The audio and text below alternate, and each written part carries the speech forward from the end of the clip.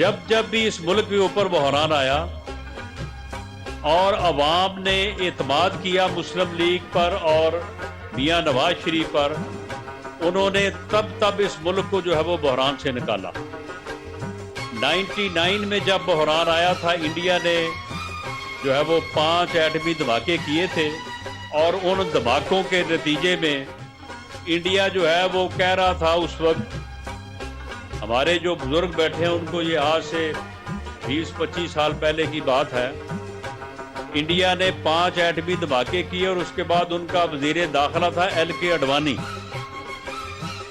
वो टीवी पे आया और आके कहने लगा कि पाकिस्तान को अब होश करना चाहिए,